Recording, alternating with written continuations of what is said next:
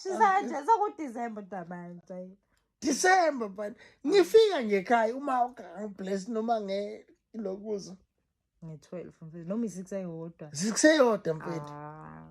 Buka la ntokozo. Yabo uma konje umbhamba kanje uzongibhambela. Ngizovela ngihambe kusasa asambe nawe phela asambe nawe. Phela mina ngibingazo imali inyuka nginayo vele.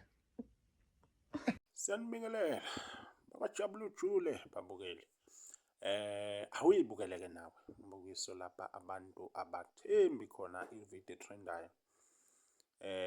La khona indodakazi eshuthe nobaba wakhe besempetheni ngiyacabanga uma babuya beyixoxela nje la beyikhulumela ngotshwala phakathi. Siyazi ukuthi indlela esikhule ngazo ayifani nema-relationship abazali nengane ayizingafana. Thina nje sakhulu baba sibasaba sazi ukuthi lona bhube selisatshwayo eyi ungeke uthole sixoxa kanje.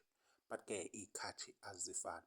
Awuyibukele wena-ke mbukeli ungalapho ngasekhaya nansi ividiyo.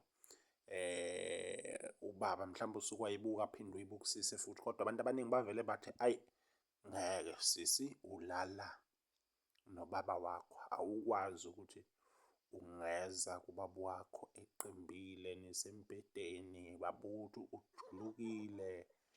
Kwaba khona abantu hayi ngeke khona ukushaya amanzi la. So kwaba khona-ke abakuzolayo but-ke asazi angeke siphawule kakhulu. But-ke ake sizukuphawula kwakho ukuthi wena uthini ukuphawula kwakho uma ubuka le video kababa kanye nomndodakazi wakhe abeshuthe besembedeni. Siyabonga.